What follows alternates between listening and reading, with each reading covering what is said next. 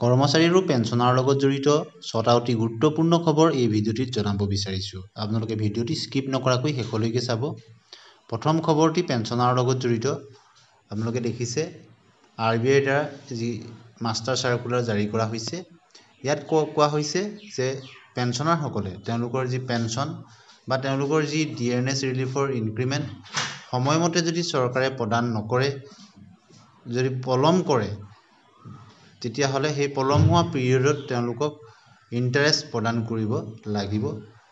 অৰ্থাৎ সময়মতে যাতে পেঞ্চন হওক বা তেওঁলোকৰ ডিআৰএছ ৰিলিফ হওক ঘোষণা কৰাৰ পিছত প্ৰদান কৰা হয়, তাৰ নিশ্চিতি প্ৰদান কৰিবৰ কাৰণে কোৱা হৈছে। আৰু দ্বিতীয়টি খবৰ হৈছে government order DR etc. On website. আপোনালোকে দেখিছে ইয়াত কোৱা হৈছে in order to observe the time lag between the DR order and the payment of DR to the beneficiaries to the render expedition service to senior citizen. The procedure of forwarded related government order in respect of DRNS relief. অৰ্থাৎ DRৰ ক্ষেত্ৰত চৰকাৰে বা পেঞ্চনৰ ক্ষেত্ৰত disbursing agency bank আদিয়ে তেওঁলোকে যাতে ফেক্সতে হওক বা ইমেইলতে হওক এনেধৰণৰ যি অৰ্ডাৰ পায়, সেইখিনি পোৱাৰ পিছত তেওঁলোকে যাতে ইমিডিয়েট ইফেক্ট কৰে তাৰ কাৰণে ব্যৱস্থা গ্ৰহণ কৰে, তাৰ কাৰণে কোৱা হৈছে। তৃতীয়টি খবৰ লাইফ চাৰ্টিফিকেট ইছ্যুৰ সম্পৰ্কত। বহু পেঞ্চনাৰৰ ক্ষেত্ৰত এই অসুবিধাটো দেখা পোৱা যায় যে তেওঁলোকে লাইফ চাৰ্টিফিকেট প্ৰদান কৰাৰ পিছতো বহুত পলমকৈ তেওঁলোকে পেঞ্চন পায় বা তেওঁলোকে পেঞ্চন পাবলৈ সক্ষম নহয়।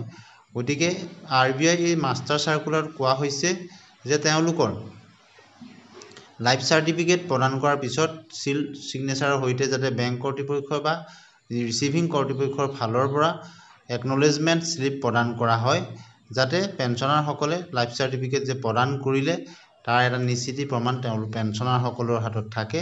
আৰু ভৱিষ্যতলৈ যদি তেওঁলোকে পেঞ্চন পোৱাত অসুবিধা হয়, তেনেহ'লে সেই একনলেজমেণ্ট শ্লিপটো তেওঁলোকে দেখুৱাই তেওঁলোকে পেঞ্চনৰ ইমিডিয়েট পেঞ্চন তেওঁলোকে যাতে পাব পাৰে, এনেধৰণৰ ব্যৱস্থা গ্ৰহণৰ কাৰণে কোৱা হৈছে।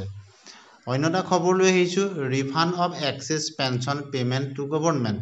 বহু ক্ষেত্ৰত পেঞ্চনাৰেই হওক বা চৰকাৰী কৰ্মচাৰী তেওঁলোকে যদি এক্সেছ টকা তেওঁলোকৰ চৰকাৰৰ ভুলৰ কাৰণে বা কৰ্তৃপক্ষৰ ভুলৰ কাৰণে তেওঁলোকৰ একাউণ্টত তেওঁলোকে পায় আৰু পৰৱৰ্তী সময়ত তেওঁ অৱসৰ লোৱাৰ পিছত যদি সেই কথাটো তেওঁ ধৰা পৰে, যদি ভুলটো যদি কৰ্মচাৰীজনৰ নহয়, যদি ৰেচপেক্টিভ অথৰিটিৰ হয়, তেতিয়াহ'লে তেওঁ এই ক্ষেত্ৰত টকাটো ঘূৰাব নালাগে।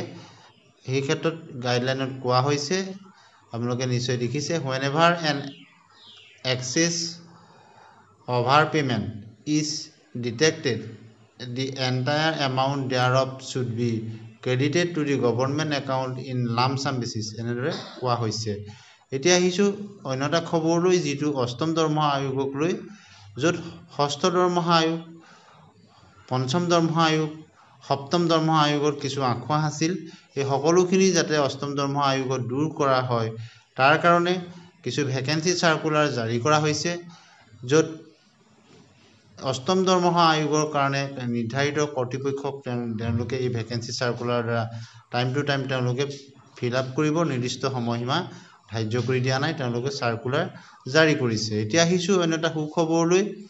এই পেঞ্চনাৰৰ ক্ষেত্ৰত যিসকল কৰ্মচাৰী তেওঁলোকে 30 জুন আৰু 31 ডিচেম্বৰ তেওঁলোকে অৱসৰ গ্ৰহণ কৰিব, তেওঁলোকে এটা এক্সট্ৰা ইনক্ৰিমেণ্ট লাভ কৰিব। এইটো 2023 চনৰ পৰা এই কথাটো ধৰা হৈছে। এতিয়া পেঞ্চনাৰসকলৰ ক্ষেত্ৰত তেওঁলোকে যিসকলে 30 জুন আৰু 31 ডিচেম্বৰত অৱসৰ গ্ৰহণ কৰিব, বিশেষতঃ কেন্দ্ৰীয় চৰকাৰৰ কৰ্মচাৰী, আপোনালোকে ইয়াত ৰেলৱে বৰ্ডৰ লেটাৰখন দেখিছে। গতিকে কেন্দ্ৰীয় কৰ্মচাৰীসকলৰ ক্ষেত্ৰত এই সুযোগটো তেওঁলোকে পাব। অসম চৰকাৰৰ ফালৰ পৰা কিন্তু এনেধৰণৰ কোনো চাৰ্কুলাৰ জাৰি কৰা হোৱা নাই। এইটো কেন্দ্ৰীয় চৰকাৰৰ ক্ষেত্ৰত বিশেষতঃ ৰেলৱে বৰ্ডৰ পৰা প্ৰকাশ কৰা হৈছে। গতিকে আজি গুৰুত্বপূৰ্ণ খবৰকেইটা আপোনালোকলৈ শ্বেয়াৰ কৰিলোঁ। ধন্যবাদ।